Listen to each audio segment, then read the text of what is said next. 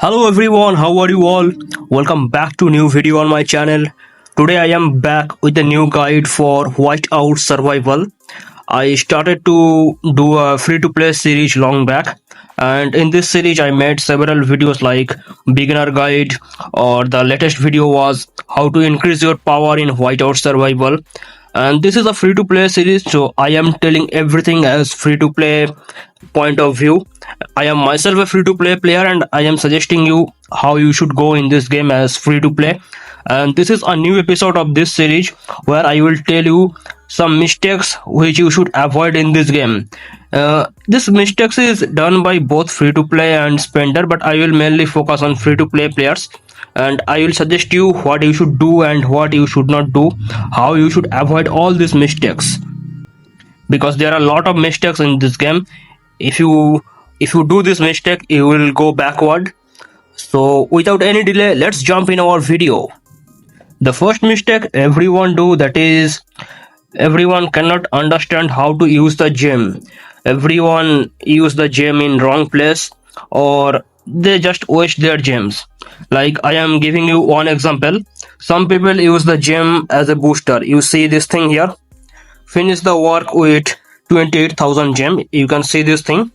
So some people can use the gem for the booster for any building or research anywhere. This thing is totally wrong. You should not use your gem as the booster.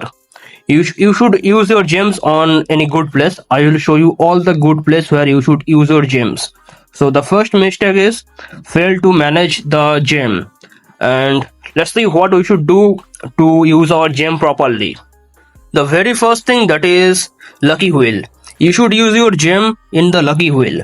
What is lucky wheel? It is just a spinning event where you have to spin the wheel using your gem, and you will get lot of rewards. I cannot show you the lucky wheel right now, but it will come with the SVS or King of Icefield like this in these events. And if you are lucky enough, you can get some shards of a hero. The hero is specific for every generation, and you can upgrade your hero from that lucky wheel. So this is the best use of gem. I call it the number one best use of gem, and that is lucky wheel. The second best use of gem is Hall of Heroes. There is an event that is called Hall of Heroes, and in the event you have to use your gems to get some mark of valor. The mark of valor is a currency, and using this currency you can get special shards of some special heroes. Those heroes are of course pay to win heroes, but you can get them for free. And you can also get the widget chest. You know what is the widget chest? This thing is the widget chest, and you can get this thing in the Hall of Heroes event. That is the second best use of your gem. The next best use of your gem, that is the arena. In the arena, you see there are 10 challenges every day. 5 challenge are for free, and next 5 challenge you have to purchase them using your gem. You just click here and you can see I can get extra challenge using 100 gems. So every day you should use your all challenges. I mean, you have to get your all challenges using your gem. And you know what, if you want very high rank in arena, even though if you are free to play, you have to use your all 10 challenges. And you know, you should play your arena match 5 minutes before the server reset. If you do this thing, you will get a very high rank in arena, and you can cross the spenders even though if you are free to play in this game. So grab your gem and use them in the arena to get some more challenges. The next best use of the gem, that is in the VIP. Now listen here, you should not use your gem to increase your VIP level. You see here this thing. Here we are using our gem to increase our VIP. We should not do this thing. This thing is very bad use of gem. What we can do, we can use our gem to activate the VIP. Just click on this thing. The bottom side of the screen you can see. This is the activation of VIP. If you are free to play, you should do this thing. You should activate the VIP using 10,000 gems for 30 days. This one, you can see this thing. And if you do this, it is a very good use of gem, because you can get some VIP benefit in every level. You see there are some VIP level in every VIP level, and you can do this thing. But don't use your gem to increase the VIP level. That is very bad thing. Now your question is how we can increase the VIP. If you are free to play, this thing is difficult. There is something like in Nomadic Merchant, you can get the VIP point using gem but in cheap price. And there is one more source, that is in the Alliance shop. In the alliance shop, you see I am getting the VIP XP using my alliance token. So these are some sources where you can get the VIP XP, but don't use your gem to directly increase the VIP level. Okay, that is the thing. And the next best use of gem is crystal reactivation. There is an event that is called the crystal reactivation, and in this event you have to use some gem to get a currency, and using that currency you can get some fire crystal and other reward. I cannot show you the hall of heroes and crystal reactivation event right now, but you can get this event and there you can use your gem. These are all good use of gem. So which are best use of gem? They are lucky wheel, hall of heroes, then some extra challenges in arena, and the VIP activation and the crystal reactivation. But never ever use your gem to boost anything. Like this one, you see 28,000 gem to immediately complete this work. Don't do this thing. And I know many people in the starting will use their gems to complete some research or construction. Don't do this thing. That is bad use of gem. These are all mistakes people do in the starting. Okay, let's go for our next mistake. What people do, people cannot properly arrange their marching queue for gathering and other things. Like, listen here, you have to do the gathering. If you don't do the gathering, you will run out of resource one day. These are all sorts of gathering. Like for meat you can go here, for wood you can go here. For every resource there is some gathering tiles, and you have to go here for the gathering. If you don't do this, you will face a huge problem to upgrade your building or research, troops training, everything. You will run out of resource. Now the question is how you can manage your marching queue. For free to play you will get 5 marching queue, and listen what you should do. There are 24 hours in every day. You have to divide your day in two parts, 12 hours and 12 hours. In first 12 hours you can do gathering, or in second 12 hours you can do the rally. Now what is this thing? You can auto join other people rally, and if you do this thing every day you will get 50 reward from here. You see this thing, 50 reward from joining other people rally. Now listen, it depends on your time zone. I am from Asia, and for Asia first 12 hour will be our working time, and second 12 hour will be our night time, and in daytime we have school, college, office, workplace, everything. So we are busy in daytime. What we do in daytime? In daytime we send our all marching queue for gathering. If we have 5 marching queue, we send everything for just like gathering. One is for food, one is for wood, one is for coal, one is for iron, and next one is for anything. First 12 hour will be only for gathering. And you know we are Asian, we come back home at night time. So at night time we can play the game properly. What we can do? For next 12 hours we will not send our troops for gathering. In next 12 hours we will activate this thing, the auto join, enable. And if you enable this thing, it will stay active for next 8 hours. You see this thing here, and you will automatically join other people rally. They will rally on the polar terror. You will help them and you will get the chest. And don't think this 50 chest is very small number. If you are free to play, this 50 chest will help you a lot.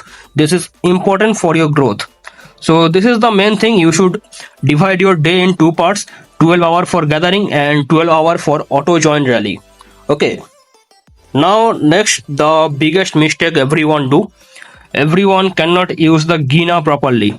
The hero Gina, you can see this hero here. This hero is combat hero. You can check this thing here. This hero is a combat hero, but this hero is not any PvP hero. You can check the skill. The mainly expedition skills are used in open world battle, and exploration skills are used in exploration. I mean Intel Lighthouse exploration, normal exploration, or arena, everywhere.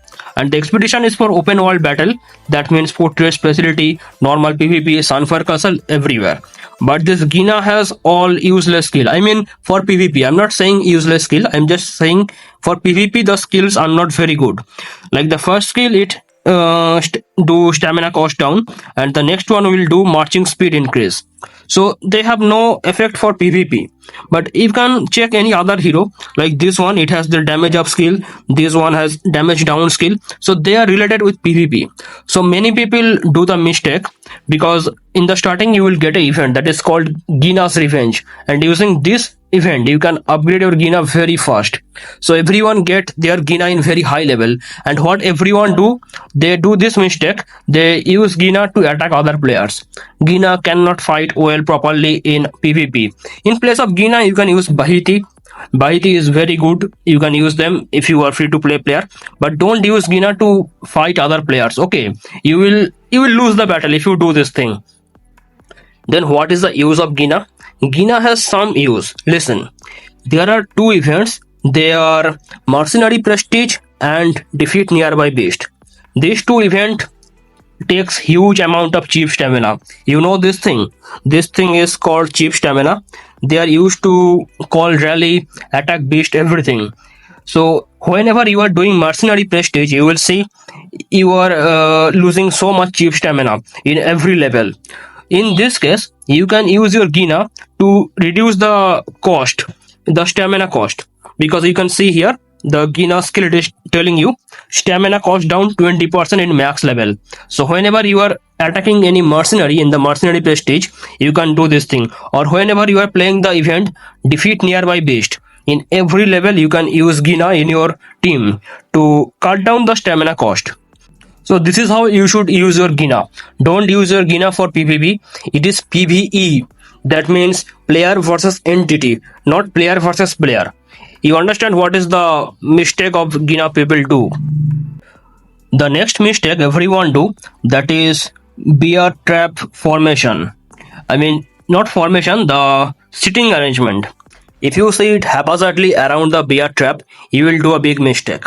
What you should do, only the strong players should stay very close to bear trap, and the middle type of players who are not very strong, who are not very weak, they should stay in the next layer, and the outer layer, all weak player. I'm not saying everyone that you are weak, but if you are not very strong, you should stay on the outer layer. As you can see in our alliance, our all whales and all strong players, they are sitting around the bear trap. And in the next level, I mean next zone, you see other type of players who are not very strong, who are not very weak, they are sitting. And in the outer zone, there are some players who are actually weak. You see this thing. This is how you should sit around the bear trap. What is the use of this? If the strong players, they sit around the bear trap, they will make very high damage on the bear. And if you join their rally, you can also make very high damage on the bear. And if you sit very close to bear, your traveling time will be very less. So the strong players can always do the rally if their traveling time is very little. And you should follow this thing, this pattern. You can see here. It is called 12% sitting pattern. You see this thing, 1, then 2, then 3, then 4. Each side has 4 players, right? And if you count from this side, 1, 2, 3 and 4, every side of the bear there are 4 players. This thing is called 12 man sitting position. If you follow this pattern in your alliance, you can make very high damage on the bear, and all these 12 men should be 12 whale. You can take a screenshot of this, which I am showing you right now. You can take a screenshot of this. All these 12 players are sitting around the bear trap. All these 12 whale, they will make very high damage on the bear. You should follow this thing. And if everyone sit haphazardly, like weak players are very close to bear trap, strong players are very far away from bear trap, it will create a very huge chaos in your alliance. Some people will get very high damage, some people will get very low damage. It is bad for your alliance. So always follow this proper sitting arrangement. Okay. I have one more thing to tell about the bear trap. I am coming to this point soon. Next, we have something for the chief house. Many people do some mistake with chief house. Let me show you this thing. In the chief house, you can use the chief order, which can help you with some bonus. The first thing is urgent mobilization. You should avoid this thing as much as possible. Don't use this thing very much.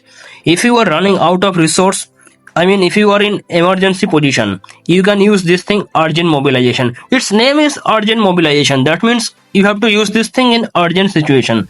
Don't use this thing normally. If you use this, your survivor or the villager, they will be angry with you and they can start the strike against you. and if they are doing the strike, their production, I mean the resource production, will be very low. So don't use this thing, urgent mobilization. The next one is rush job, but you should not use this thing normally. Before using the rush job, you should activate the productivity day. Why? Because if you directly activate the rush job, you will get a very small amount of resource. But if you combine this thing with this one, productivity day, the resource will be very high. I am showing you how to do this thing. First activate this thing. You see, everyone is more productive now, but they are a little bit angry. We will manage this thing, and then you have to do this thing. You have to activate this rush job. You see, now the resource will be very high. So this is how you should follow this thing. First you have to do the productivity day, next you have to do the rush job. Okay, and double time, I think you know what is double time. You should use the double time before upgrading any building, so your cost will be, I mean your time will be very low. Not very low, but it will be somehow low if you use the double time just before upgrading any building. And you can combine this thing with your pet skill if you want, the builder said from Cave Hyena. And if you have the vice president, you can combine all of them together. You see, from the vice president you can get 10% construction speed, so you can combine the vice president, the builder said from pet skill, and the cheap power, that is the double time. And if you have the president power on your state, your building upgrade time will be very high. And when you can use this thing, on the first day of SVS and King of Icefield, you will get the construction day, the construction work. On that day, you can combine all of this thing, and you can also combine this thing with construction speed up, and you can start upgrading building, then you can use the speed up, then again you can start upgrading another building, and if you continue this thing, you will get very high point on the first day of SVS or King of Icefield. Okay, so these are the some mistakes people normally do with the chief house. And you can use the festivities anytime you want. Just you should check how much angry or happy your villagers are. You can track this thing from here. If you see your villagers are being angry, you can use this thing festivity to make them happy. Now the big mistake everyone do, everyone fail to manage the shop. In the shop you see there are several shops here, and if you cannot manage all these shops, you will fail in this game. So I am just giving you some hints how you can manage your shop. The first thing, that is the mystery shop. I'm not telling anything about nomadic merchant because you know how to do this thing. Just click on any resource and a new thing will appear.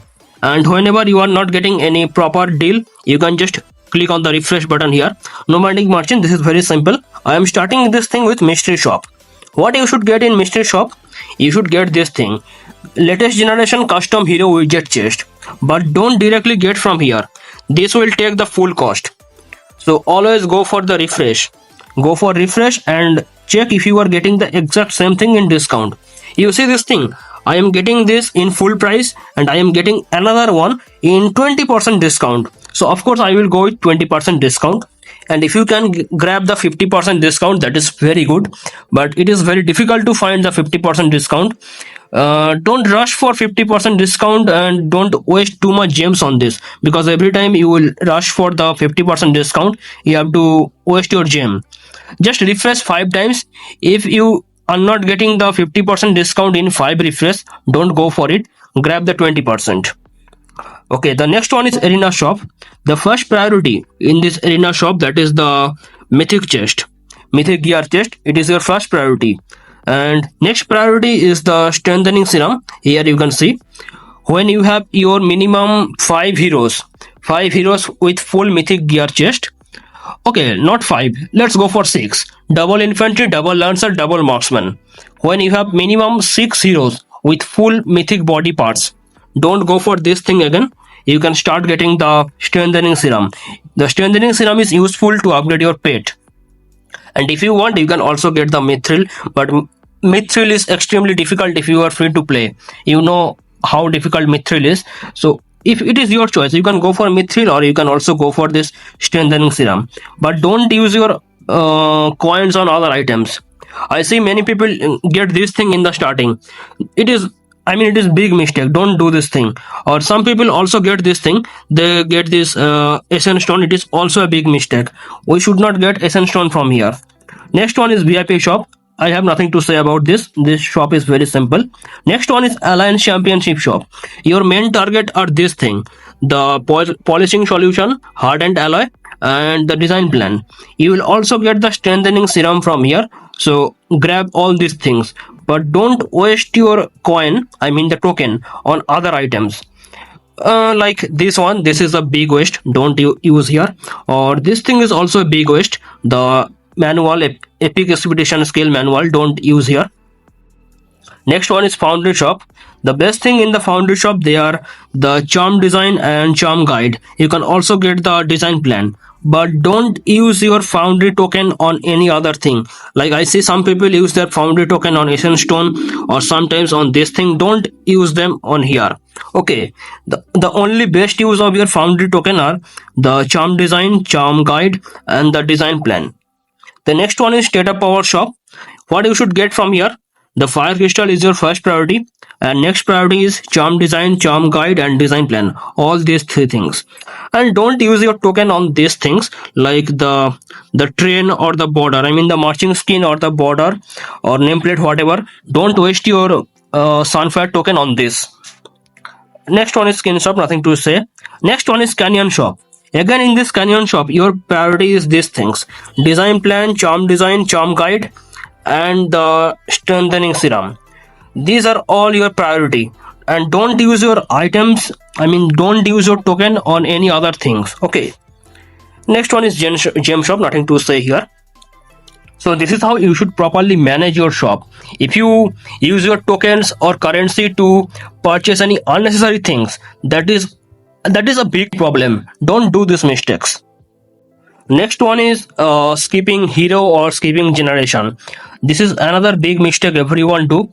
Some people skip some hero. Like I already told you, the Flint and Mia and Lynn, they are not very strong hero. Flint is generation 2 hero, Mia is generation 3 hero, and Lynn is generation 4 hero.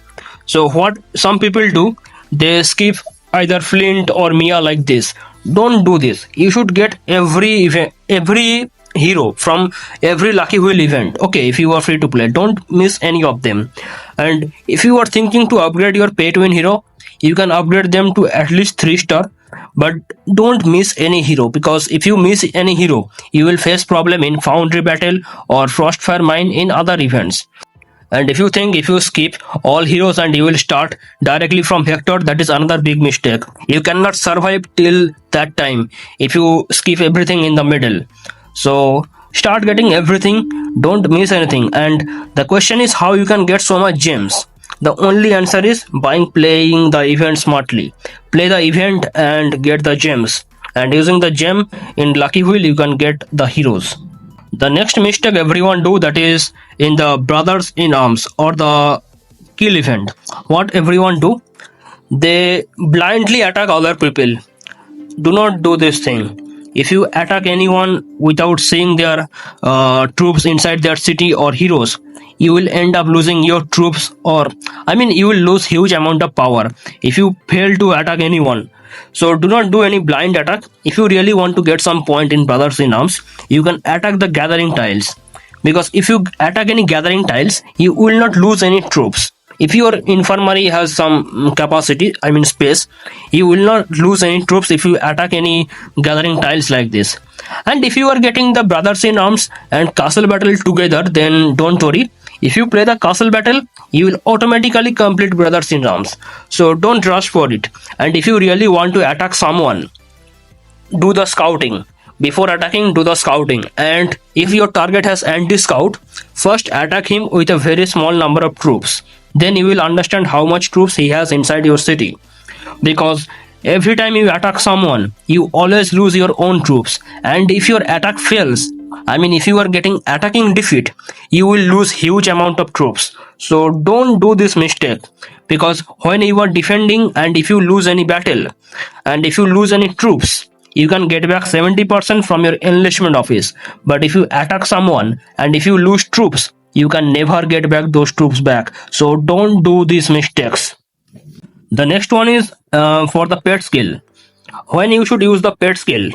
Normally you should use the pet skill in any big events. I mean in any big PvP events like Foundry Battle or Frostfire Mine or like this. In this event you have to use your pet skill, or I mean combat pet skill of course. And when you are joining the Alliance Championship, you see here, when you are entering the Alliance Championship, you should use your pet skill before entering here. So you will get some extra bonus.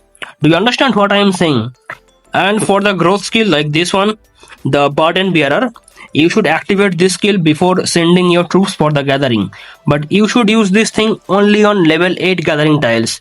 Don't do it on other gathering tiles, only on level 8. And you already know how to use the builder set. Before upgrading any building, you should use this thing. So don't use your pet skill without any proper reason. Always wait for some events and then use it. And you can also use your pet skill, I mean the combat pet skill, when you are doing the bear trap. Your damage will be very high if you use the combat skill.